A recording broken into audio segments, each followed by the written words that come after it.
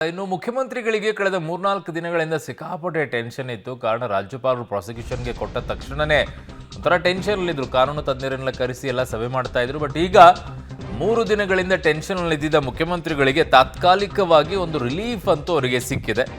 ಮುಂದಿನ 10 ದಿನ ಸಿಎಂಗೆ ಯಾವುದೇ ರೀತಿಯಾದಂಥ ಟೆನ್ಷನ್ ಇಲ್ಲ ಅಂತ ನಾವು ಹೇಳ್ತೀವಿ. ಆ್ಯಕ್ಚುಲಿ ಅದು 10 ದಿನ ಕಾಯೋದಿದೆಯಲ್ಲ, ಅದು ಇನ್ನೊಂದಿಷ್ಟು ಟೆನ್ಷನ್ ಅವರಿಗೆ.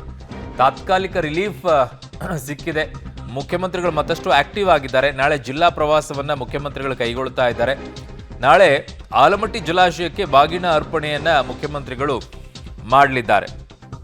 ಆಕ್ಚುಲಿ ಅವರು ನಿನ್ನೆನೆ ರಾಘವೇಂದ್ರ ಸ್ವಾಮೀಜಿಗಳ 353ನೇ ಆರಾಧನೆ ಮಹೋತ್ಸವಕ್ಕೆ ಹೋಗಬೇಕಾಗಿತ್ತು, ಮಂತ್ರಾಲಯಕ್ಕೆ ಹೋಗಬೇಕಾಗಿತ್ತು. ಆ ಕಾರ್ಯಕ್ರಮವನ್ನು ರದ್ದುಗೊಳಿಸ್ಕೊಂಡಿದ್ರು. ನಿನ್ನೆ ಕೋರ್ಟ್ನಲ್ಲಿ ವಾದ ಇದ್ದಿದ್ದರಿಂದ ಇವತ್ತು ಅವರು ಪ್ರವಾಸವನ್ನು ಕೈಗೊಂಡಿದ್ದಾರೆ. ಆಲಮಟ್ಟಿ ಜಲಾಶಯಕ್ಕೆ ಬಾಗಿನ ಅರ್ಪಣೆ ಮಾಡೋಕ್ಕೆ ತೆರಳಲಿದ್ದಾರೆ. ನನ್ನ ಸಹೋದ್ಯೋಗಿ ಈಗ ಪೊಲಿಟಿಕಲ್ ಬ್ಯೂರೋಯಿಂದ ಶ್ರೀನಿವಾಸ್ ರಾವ್ ದಳ್ವೆ ನನ್ನ ಸಂಪರ್ಕಕ್ಕೆ ಸಿಗ್ತಾ ಇದ್ದಾರೆ. ಶ್ರೀನಿವಾಸ್, ಮೊನ್ನೆ ಒಂದು 3-4 ದಿನಗಳಿಂದ ಸಿಕ್ಕಾಪಟ್ಟೆ ಟೆನ್ಷನ್ಲಿದ್ರು, ಏನಾಗ್ಬಿಡುತ್ತೋ ಅಂತ. ಆಚೆ ತೋರಿಸ್ತಾ ಇರಲಿಲ್ಲ, ತುಂಬ ನಾನು ಆರಾಮಾಗಿದ್ದೀನಿ, ಕೂಲ್ ಆಗಿದ್ದೀನಿ ಅನ್ನೋ ತೋರಿಸ್ತಾ ಇದ್ರು.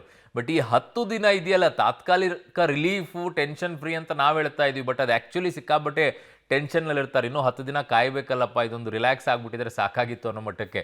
ಬಟ್ ನಿನ್ನೆ ಅವರು ಮಂತ್ರಾಲಯಕ್ಕೆ ಹೋಗಬೇಕಾಗಿತ್ತು, ರದ್ದುಪಡಿಸ್ಕೊಂಡ್ರು. ಇವತ್ತು ದಿಢೀರಂತ ಬಾಗಿನ ಅರ್ಪಣೆ ಮಾಡೋಕ್ಕೆ ಹೋಗ್ತಾ ಇದ್ದಾರೆ. ಅಂದರೆ ಸ್ವಲ್ಪ ವಾಪಸ್ ಬಂದಿದ್ದಾರಾ ಅಥವಾ ಎಲ್ಲ ಟೆನ್ಷನ್ ಮರೆಯೋಕ್ಕೋಸ್ಕರ ಈ ಕಾರ್ಯಕ್ರಮಗಳಲ್ಲಿ ಭಾಗಿಯಾಗ್ತಾ ಇದ್ದಾರಾ? ಅರುಣ್, ಹೌದು, ಸಹಜವಾಗಿ ಸಿಎಂ ಅವ್ರಿಗೆ ತಮ್ಮ ಕುರ್ಚಿಗೆ ಸಂಕಷ್ಟ ಬಂದಂತ ಸಂದರ್ಭದಲ್ಲಿ ಆತಂಕ, ದುಗುಡ ಎಲ್ಲವೂ ಸಹಜ.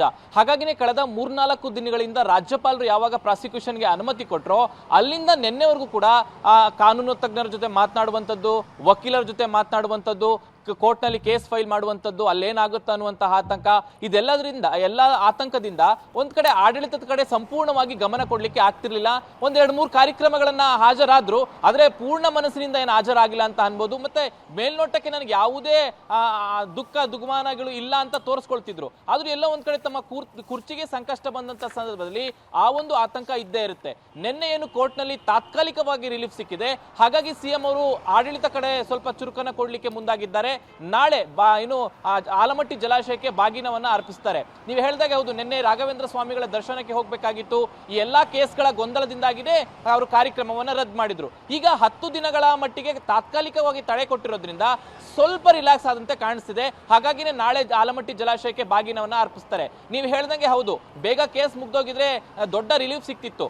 ಇನ್ನು 10 ದಿನಗಳ ಕಾಲ ಈ ಒಂದು ಆತಂಕ ಇದ್ದೇ ಇರುತ್ತೆ. ಆದ್ರೆ ತಕ್ಕ ಮಟ್ಟಿಗೆ ಸ್ವಲ್ಪ ಮಟ್ಟಿಗಾದ್ರೂ ತಾತ್ಕಾಲಿಕ ರಿಲೀಫ್ ಸಿಕ್ಕಿರೋದ್ರಿಂದ ಒಂದಿಷ್ಟು ಫ್ರೀ ಆಗೋಣ, ಮೈಂಡ್ ಫ್ರೀ ಮಾಡ್ಕೊಳ್ಳೋಣ ಅನ್ನುವಂಥ ದೃಷ್ಟಿಯಲ್ಲಿ ಸಿಎಂ ಅವರು ಆಡಳಿತಾತ್ಮಕ ವಿಚಾರಗಳಿಗೆ